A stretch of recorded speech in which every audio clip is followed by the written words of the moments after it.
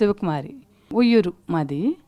అయితే ధ్యానం అంటే 40 రోజుల క్లాసులు 2003లో వచ్చాను. 40 రోజుల క్లాసులు ఇక్కడ కాలనీలో పెడుతున్నారన్నారు. అందుకని వెళ్ళాను. 40 రోజులు వెళ్తే దానిలో ఒక పాంప్లెట్ ఇచ్చారనమాట. ఆ పాంప్లెట్లో ఏముంది, ధ్యానం వలన సర్వరోగ నివారణ అలా ఉన్నాయి కదా. ఇదేంటి రోగం తగ్గుతుందంట దీనివలన, సరే చూద్దామని ఒకరోజు వెళ్ళాను. వెళ్ళిన తర్వాత అది నాకు పాదాలు నొప్పులు అనమాట, దాని గురించి వెళ్ళాను. వెళ్తే ఆ 40 రోజులు ధ్యానం చేసేటప్పటికి నాకు నొప్పులు అనేవి ఏమి ట్యాబ్లెట్లు వేసుకోకుండా ఏమి వేసుకోకుండా ఆ నొప్పులు అనేవి తగ్గినాయి అనమాట. ఆ తర్వాత అట్లా కంటిన్యూ అవుతున్నాను.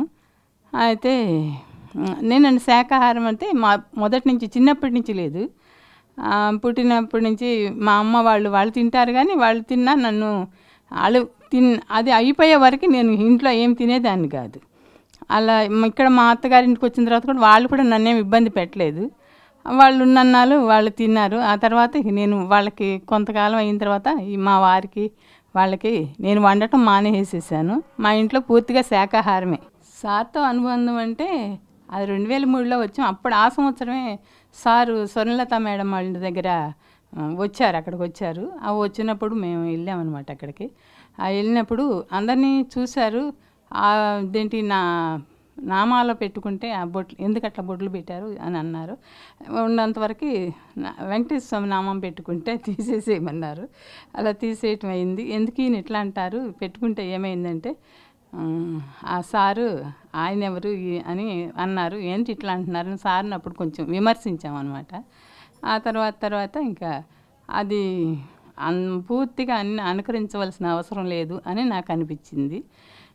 తర్వాత సార్ అంటే నాకు ఏమైనా ఫీలింగ్ వస్తుందంటే అంటే నాకు పిల్లలు లేరు, ఆయన ఒక బిడ్డ అన్న ఫీలింగే వచ్చేది నాకు ఎప్పుడు కూడా సార్ని చూస్తేను. ఆ బిడ్డ అని ఫీలింగ్ ఎందుకు వచ్చిందంటే ఒకసారి మాకు జెమినీ స్కూల్లో ఒక ఇది జరిగిందనమాట, ధ్యానం క్లాస్ జరిగింది. సార్ వచ్చారు. ఆ సార్ వచ్చినప్పుడు ఒక సార్కి శాలువా కప్పితే ఆ శాలువా నా దగ్గరికి వచ్చిందని నాకు ఇచ్చారు. ఆ సార్ గిఫ్ట్గా నాకు ఇస్తే అప్పుడు నాకు దాని ద్వారా నాకేమనిపించిందంటే ఇది సారే నాకు బిడ్డ అనే ఫీలింగ్ అప్పటి నుంచి కలిగింది. ఎప్పుడు చూసినా సార్ని నాకు ఇంకా ఆ దుఃఖం నుంచి నేను బయటపడ్డాను అనమాట. ఏంటి నాకు పిల్లలు లేరే అన్న దుఃఖం నుంచి దానికి కారణం ఏంటి, నేను వద్దు అనుకుని ఈ భూమి మీదకి వచ్చాను అని తెలుసుకున్నాను అనమాట. జై హో పత్రిజీ, జై జై హో పత్రిజీ.